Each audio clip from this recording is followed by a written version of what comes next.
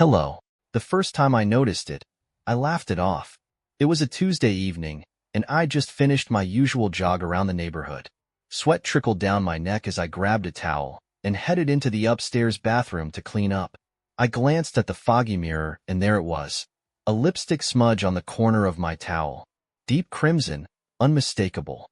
I chuckled to myself, assuming Sarah had grabbed the towel earlier in the day. She had a habit of doing that when she was in a rush, tossing my things onto the bed after she'd used them. I didn't think twice about it. But the second time I noticed something strange, it wasn't as easy to dismiss. It was during her weekly bridge night with the ladies. At least, that's what she called it. I'd come home from work earlier than usual and decided to knock out some chores while Sarah was out. Her car wasn't in the driveway, and the house was dead quiet. As I carried a basket of laundry upstairs, I stopped at our bedroom. The door was open just slightly, but something caught my eye. On the vanity, next to her perfume bottles, was a pair of men's cufflinks. Not mine. These weren't the cheap, sentimental kind either. They were engraved with an elegant T and polished so well they looked like they belonged in a display case. My first instinct was that they must have been a gift she was planning to give me for our anniversary, which was coming up soon. Except for one glaring detail, my name didn't start with a T. I held them in my palm, feeling their weight, when a faint smell of cologne lingered on the velvet interior of the box they'd been resting in. Not my cologne. Something sharper, expensive, foreign. For the first time in years, I felt a flicker of doubt. The third time, I stopped laughing altogether. The next day, Sarah asked me if I could take the car to the shop. She'd been complaining for weeks about a rattle in the engine. I agreed and called in late to work, figuring I'd handle it first thing in the morning. I got into the driver's seat, adjusted the mirror, and started the car. The radio was still on from Sarah's last drive, tuned to a station she never listened to. Country music blared from the speakers. I reached to turn it down, but that's when I noticed it. A single parking stub tucked neatly between the driver's seat and the console. It wasn't from anywhere in our city. It was from a high-rise downtown. The kind of place you'd go if you were meeting someone important, someone with money, someone who could afford engraved cufflinks and didn't mind leaving them behind. The stub was dated from the day before. That was when it started to feel real. That's when I knew Sarah wasn't just misplacing towels or picking up stray gifts for someone. She was going somewhere, meeting someone, and I wasn't invited. The next morning, I woke up before Sarah. It wasn't unusual for me to be the early riser in the house. What was unusual was the knot in my stomach, the kind of feeling I hadn't experienced since I was a kid caught doing something I shouldn't. Except this time, I hadn't done anything wrong. I was sure of that. The parking stub sat on the dresser where I'd left it the night before, right next to the cufflinks. I stared at them while I got dressed, my mind running through 1,000 explanations. Maybe it was work-related. Maybe it was an old stub from weeks ago, one I'd missed before. Maybe the cufflinks were just a random find, something Sarah had bought on a whim. Or maybe not. I decided I wasn't going to jump to conclusions. I was going to be rational, methodical. So, instead of confronting Sarah about it right away, I did something I hadn't done in years. I snooped. While she was still sleeping, I went downstairs to the kitchen, opened her laptop, and logged in. Sarah wasn't the kind of person who kept secrets on her computer. We'd shared passwords since we got married. If anything was suspicious, it wouldn't be hidden in plain sight. I started with her email. Nothing unusual there, just work stuff, newsletters, the kind of mundane things you'd expect. Then I moved to her calendar. Again, nothing. Her bridge nights were marked, along with some meetings and a dentist appointment. I was starting to feel stupid, like I was grasping at straws, when I noticed an icon on her desktop that I didn't recognize. It was a program she'd installed recently, some kind of app for organizing documents. Curious, I opened it. The app was blank. No files, no folders. But as I moved the cursor around, I accidentally clicked on a tiny drop-down menu in the corner of the screen. That's when I saw it. A folder labeled Thomas. My chest tightened. I hesitated for a moment, debating whether I should open it. But the decision was already made. I clicked. Inside the folder were 3 files. The first was a document titled Expenses. The second was a series of images labeled with dates. And the third was a video file. I opened the document first. It was a spreadsheet, neatly organized with columns for dates, amounts, and descriptions. At the top of the list were entries for things I recognized, dinners at places we'd been together, tickets to a concert we'd attended. But as I scrolled down, the entries became less familiar. Hotel bookings, restaurant bills for two at places I'd never been, charges for gifts from high-end boutiques. The images were next. They were photos of receipts, all time-stamped. A dinner at a steakhouse downtown. A room at the Caraway Hotel, the same building on the parking stub. Finally, I opened the video file. It wasn't what I expected. There were no faces, no voices. Just security footage, taken from a parking garage.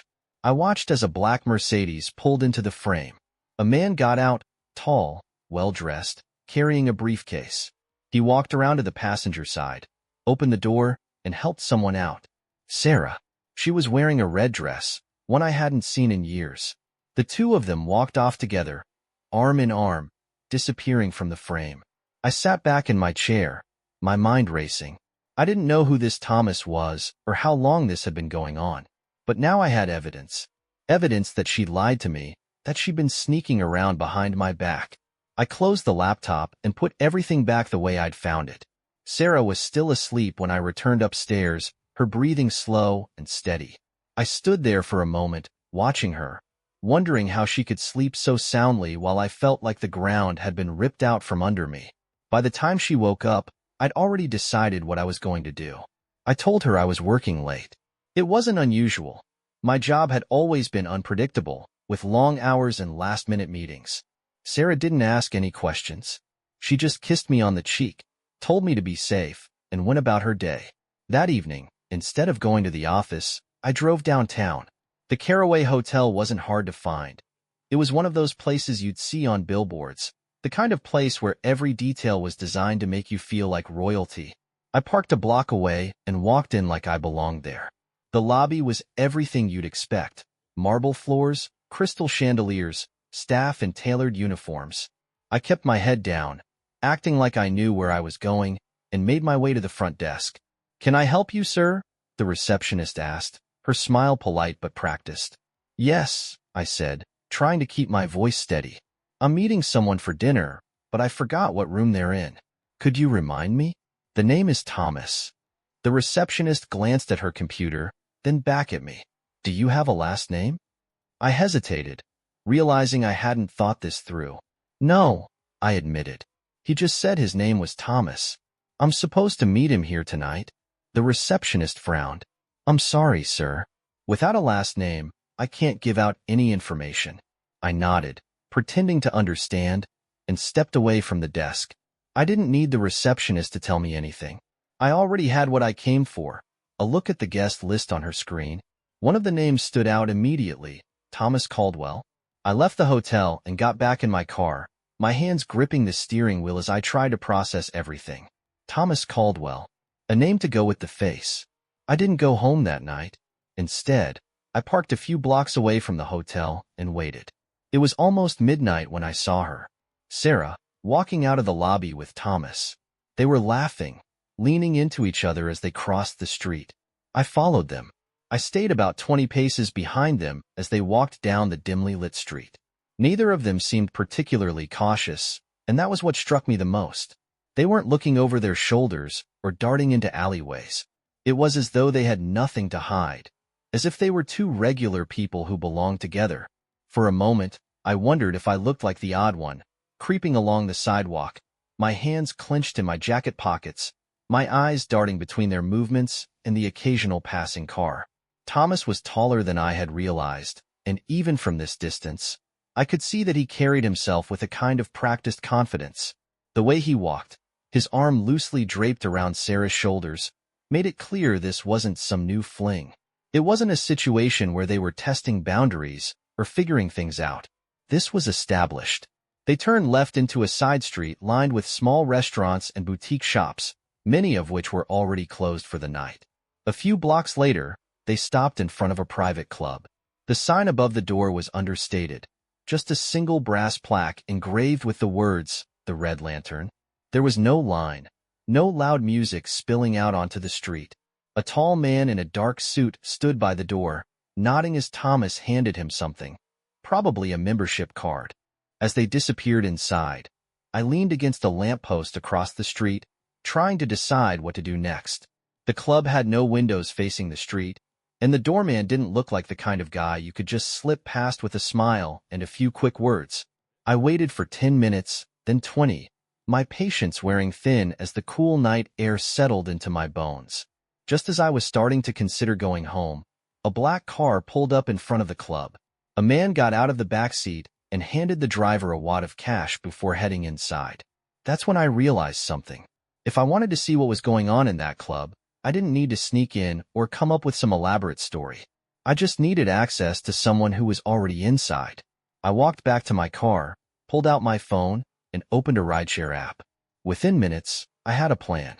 When my first passenger request came through, I drove back toward the club, watching as people came and went, their faces illuminated briefly by the glow of the streetlights. After a few unsuccessful attempts, I got lucky. A man in a tailored jacket flagged me down outside the entrance, his face flushed and his tie loosened. "Where to?" I asked as he climbed into the back seat. He mumbled an address and leaned back against the seat, his eyes half closed. I started driving, but my mind was racing. After a few blocks, I glanced at him through the rearview mirror. "That place you just came from, the Red Lantern. What's the deal with it?" The man blinked, clearly caught off guard. "It's just a private club," he said, slurring slightly. "Exclusive. Members only." "Why?"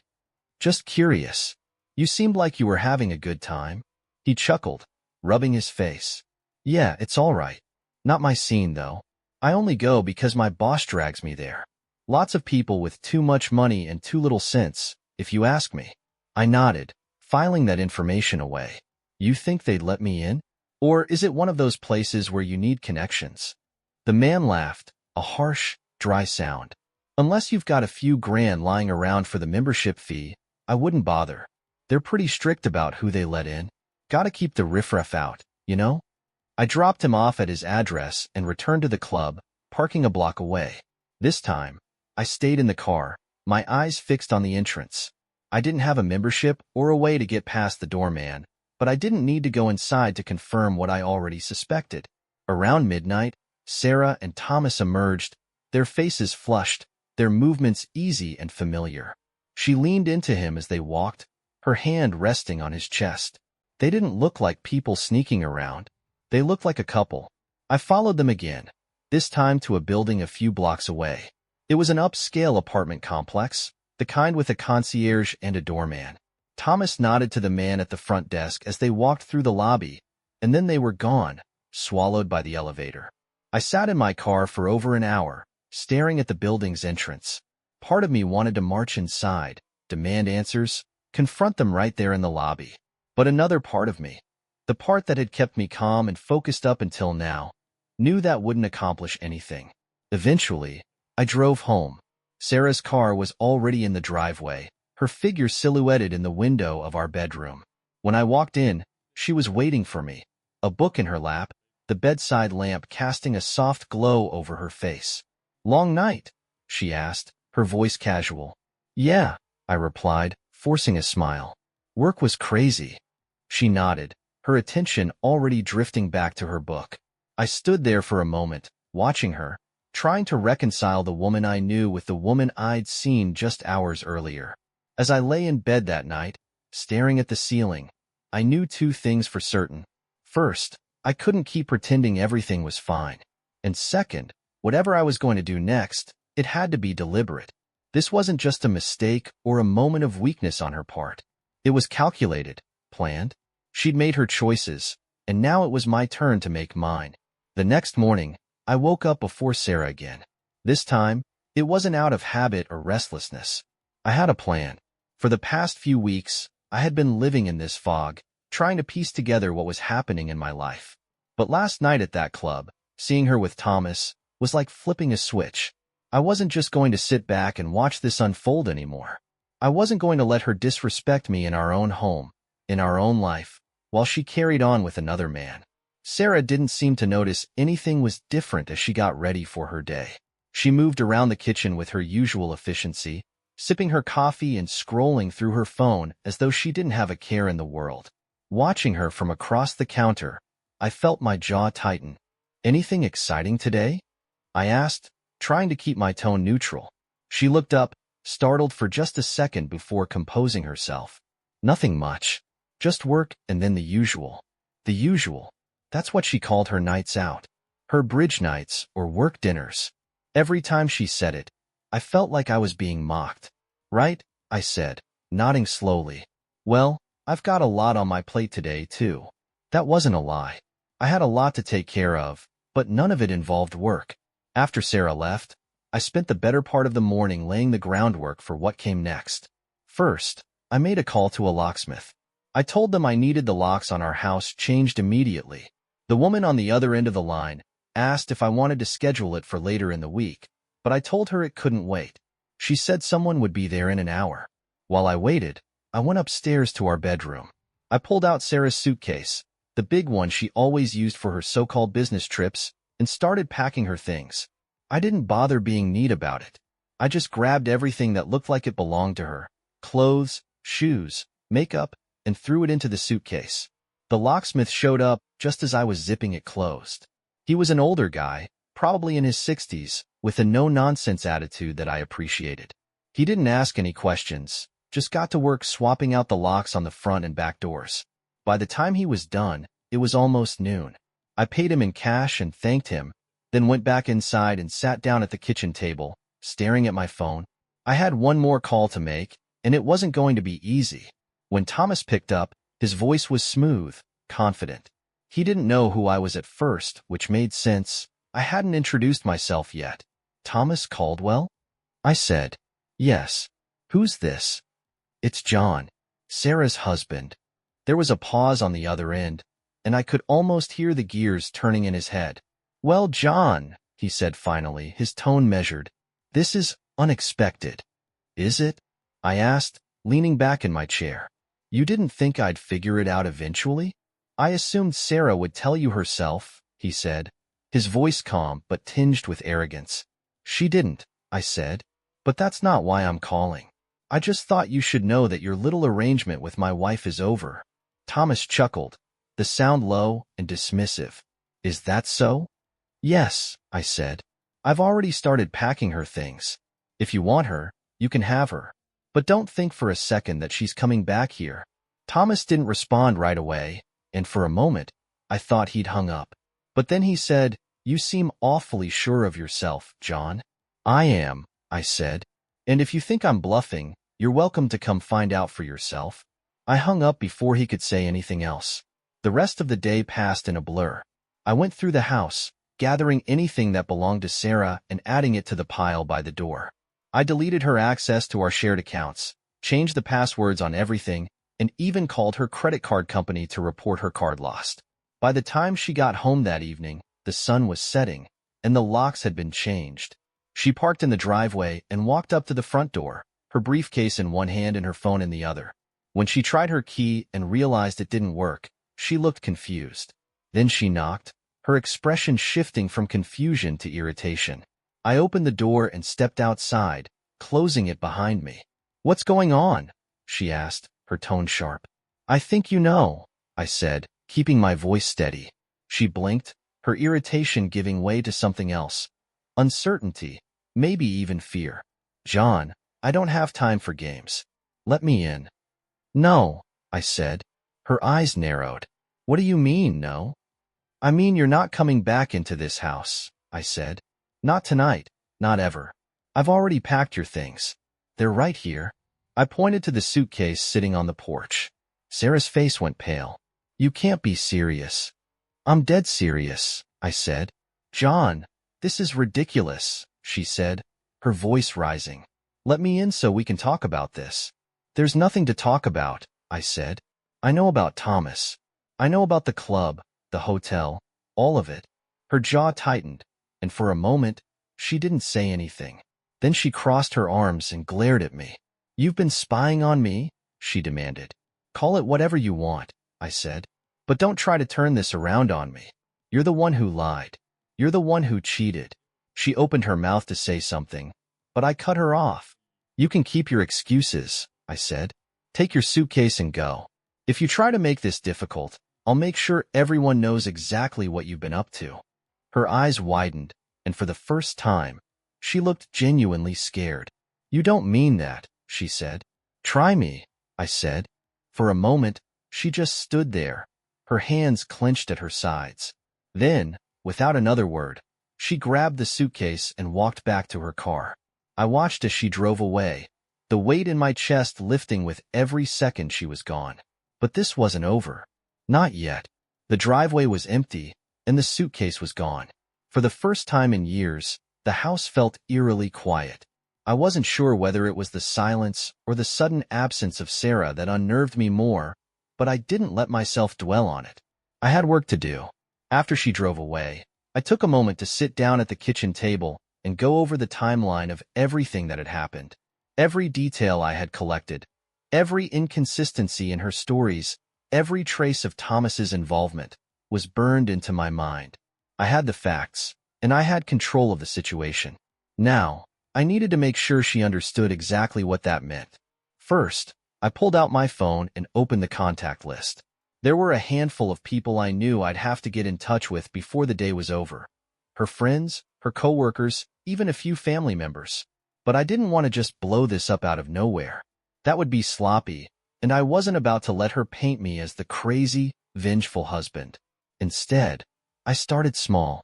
I sent a text to one of her closest friends, Megan. Hey Megan. I think you and I need to talk. Let me know when you're free. Megan responded almost immediately. Megan, what's going on?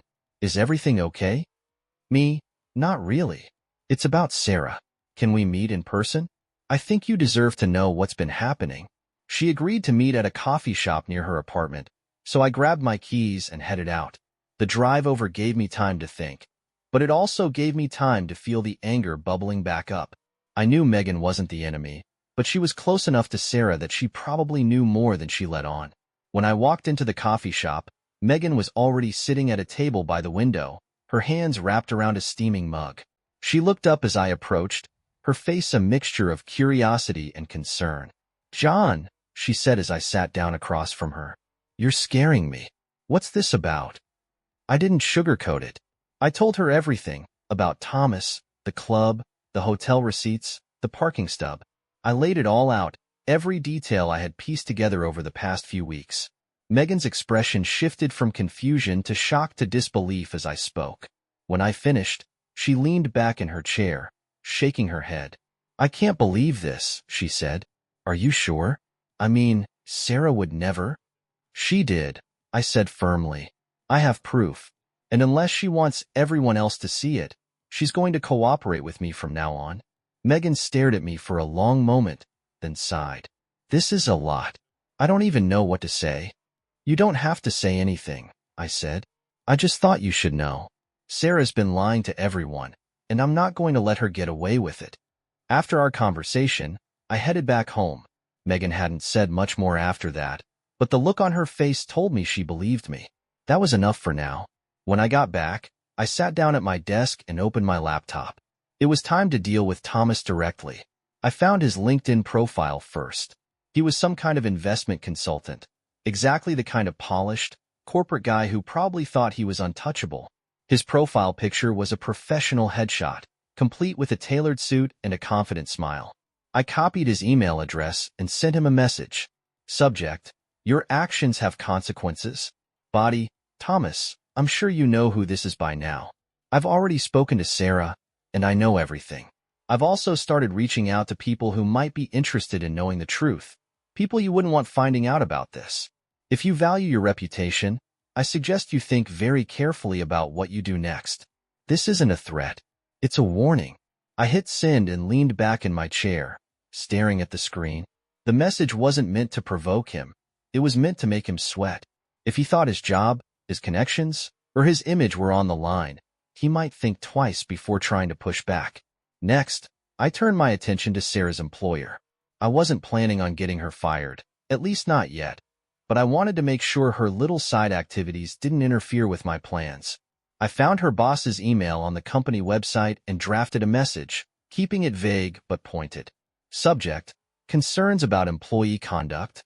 Body: good afternoon. I'm reaching out because I have some concerns about one of your employees, Sarah. Without going into too much detail, I believe her personal behavior may be negatively impacting her professional responsibilities. I would appreciate it if you could keep an eye on the situation and let me know if anything comes up. Thank you for your time. Once the emails were sent, I sat back and waited. It didn't take long for the responses to start rolling in. Megan called me first, her voice hesitant but supportive. She told me she talked to a few other friends who knew Sarah, and they were all as shocked as she was. None of them had any idea about Thomas or the double life Sarah had been leading. Then came the email from Thomas. His response was short and defensive, accusing me of overreacting and insisting that his relationship with Sarah was none of my business. I didn't bother replying. By the time Sarah called me later that night, I was ready for her. "John," she said, her voice tense. "What the hell are you doing?" "Taking back control," I said. "You're ruining my life," she snapped. "Do you have any idea how humiliating this is? Do you have any idea how humiliating it was for me to find out what you've been doing?" I shot back. "You made your choices, Sarah.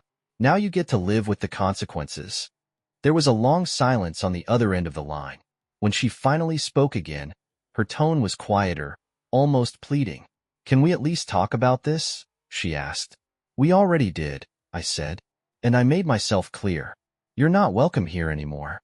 If you want to salvage anything, you'd better start cooperating. Otherwise, I'll make sure everyone knows exactly who you are." I hung up before she could respond. As I sat there, staring at the phone in my hand, I felt something I hadn't felt in weeks: control. This wasn't over yet. Not by a long shot. Sarah showed up at the house unannounced 3 days later. I wasn't surprised. People like her always tried to seize control when they realized the ground was shifting beneath them. She came dressed as if she were heading to a business meeting, perfectly pressed blazer, heels clicking against the porch floorboards. But the tightness in her jaw and the frantic edge to her eyes told a different story. I opened the door but didn't step aside to let her in. She stood there for a moment, the suitcase she'd taken with her a few nights ago now missing, replaced by a leather tote bag slung over her shoulder. "John," she said, her voice calmer than I expected. "We need to talk." "We don't," I replied, "but I'll give you 5 minutes. Start talking." She glanced behind me, as if trying to see past the threshold of the house she no longer had access to. "Can I at least come in? This is still my home, you know?" "It's not," I said flatly. "You gave up that right when you decided to invite someone else into your life and your bed." Her nostrils flared, but she didn't argue. She shifted her weight, her heels clicking against the porch as she adjusted her bag. "Fine. Then I'll say what I came here to say." I leaned against the doorframe, arms crossed, waiting. "I know you're angry," she began, her voice carefully measured. "And I know I've hurt you. But this," she gestured vaguely, as if referring to the new locks, the packed suitcase, and the humiliation she was facing. "This isn't the answer. We've been married for 12 years, John. That means something. You don't just throw that away because of a mistake." "A mistake?" I repeated, my tone icy. "That's what you're calling it?" "Yes," she said quickly, her voice sharpening. "It was a mistake. I let things get out of hand, and I regret it. But we can fix this if you'll just stop acting like—" "Stop acting like what, Sarah?" I interrupted. "Like a man who's been lied to? Betrayed? Humiliated? Do you even hear yourself?" She blinked, her composure cracking for the first time. "You don't understand what it's been like for me, John," she said, her voice trembling. "You've been so absent. Always working, always focused on your own thing. I needed someone who made me feel seen." I laughed, a short, bitter sound that made her flinch. "So that's it? You felt invisible, so you ran to Thomas? Did he make you feel seen, Sarah? Was it worth it?" Her face hardened. "This isn't just about him," she snapped. "This is about us. About what we lost somewhere along the way. I'm not the only one at fault here, John. Don't you dare try to shift the blame," I said, my voice rising. "I've been here every day, working my ass off to give us a good life. And you? What? You decided that wasn't enough? That you deserved more? So you went behind my back, lied to me, and expected me to just sit here and take it? She opened her mouth to respond, but I didn't let her. You've made your choices, Sarah, and now you get to live with them. But don't you dare stand here and act like you're the victim. Her shoulders sagged, and for a moment, she looked genuinely defeated. Then she straightened, her eyes narrowing. You're not perfect either, John, she said quietly. You think you're so righteous, but you've got your own flaws. Maybe if you'd paid a little more attention to me, we wouldn't be in this situation. I stared at her, my chest tightening with anger.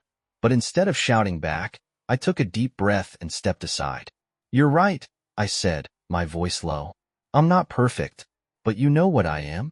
Done. This is over, Sarah. I'm filing for divorce first thing tomorrow, and there's nothing you can say or do to change that. Her eyes widened, and for the first time, she looked genuinely panicked. John, wait. No, I said, cutting her off. I've given you enough of my time and energy. I'm not wasting any more of it on someone who doesn't deserve it. I stepped back inside and closed the door. She didn't knock again. The next few weeks were a blur of paperwork and legal meetings. I stayed focused, determined to get through it as quickly and cleanly as possible. Sarah, on the other hand, tried every tactic she could think of to slow things down. Calling me late at night, leaving long, emotional voicemails, even showing up at my office unannounced. I ignored her every time. Eventually, the divorce was finalized. She got a fraction of what she'd hoped for, thanks to the evidence I'd collected and the prenup we'd signed before our wedding. Thomas didn't stick around long after that. According to one of Sarah's friends, he'd moved on to someone else within weeks. As for me, I started putting my life back together. It wasn't easy. There were nights when the anger and betrayal felt unbearable, when I questioned everything about myself and the choices I'd made. But slowly, I began to heal. I moved into a new place, closer to the office, and started focusing on the things that made me happy. Traveling, reconnecting with old friends, even picking up hobbies I'd let slip over the years. Sarah tried to contact me a few times after the divorce, but I blocked her number and deleted her emails without reading them. She was a chapter in my life that I had no interest in revisiting. In the end, I learned something important. Betrayal doesn't define you. It hurts, yes. It leaves scars. But it doesn't have to consume you. You can rebuild, even when it feels impossible. And that's exactly what I did. Thanks for watching. Rate the story in the comments. Subscribe to the channel. Bye-bye.